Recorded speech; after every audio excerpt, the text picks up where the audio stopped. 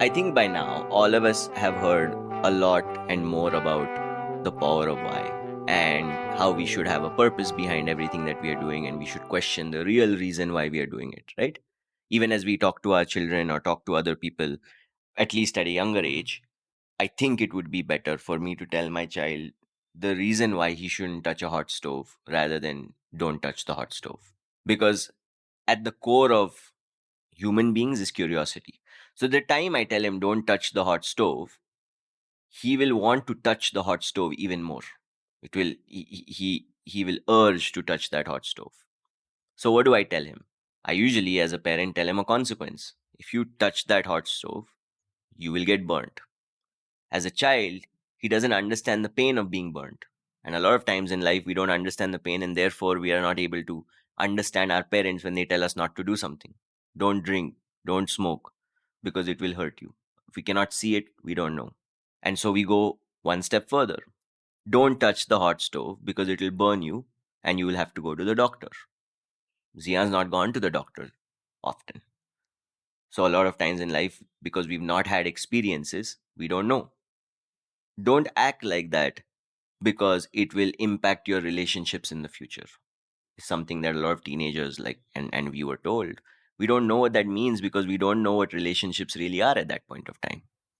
I hear a lot of mothers telling their daughters at times, Are, how will you survive in marriage? I have no idea how that daughter is ever going to understand that statement because they've not experienced it yet.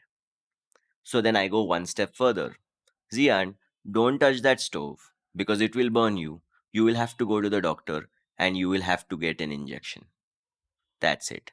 The injection was the consequence. He doesn't touch the stove. He's not interested. I will never touch the stove. Forget a hot stove. He won't touch a cold stove because he doesn't want the injection.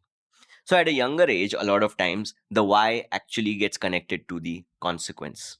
It gets connected to the pain of why not to or why should you do something.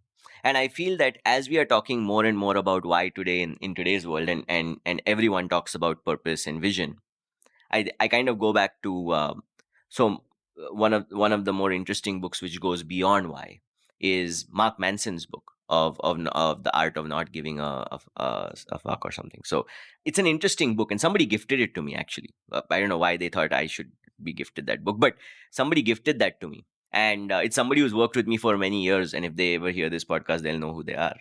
But one of the things that he talks about in that book is go beyond why and ask yourself, will you be able to suffer for it?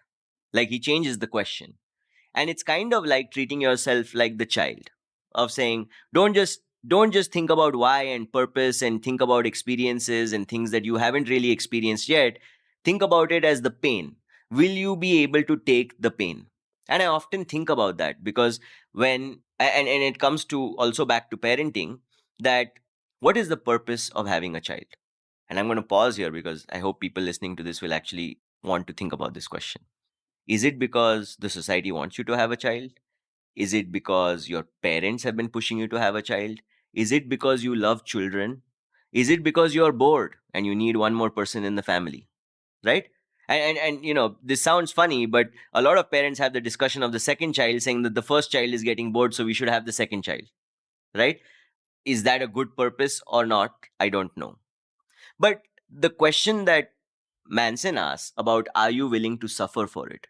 I often ask myself that question because after having a child, sleepless nights, and even today, now that he's older, it's tough. You're answering questions all the time. You are essentially taking care of the person, doing every single thing for them, and especially when they are younger, waking up every hour in the middle of the night, asking yourself, when is this going to end? When is this going to stop? Asking yourself, isn't this something I only asked for? Because I took a decision to put myself in this pain. But at the end of the day, the love that you have and the satisfaction that you get of being a parent, all of that suffering is worth it. So I feel that asking the question why is very, very interesting. But sometimes, if we've not matured enough, you'll get an answer for why, which is a very good answer and sounds good on social media, but the answer is not deep enough. But when you ask people not only why, but are you willing to suffer for it? You really get the true intent, that are they willing to do this or not. And this goes back to not just parenting, but marriage, starting your own business, etc. You may have a very clear why, but now let me tell you the pain that comes with it. Somebody was telling me the other day about the loneliness of being a leader. It's the pain that comes. Are you willing to suffer for it? If the answer is yes, then not only do you have a why, you have a lot of conviction to get you there. And for me, while you should ask the question why, if you can support it with the question of, am I willing to suffer? I think it will put you in the best position to be able to achieve that vision. Something to think about.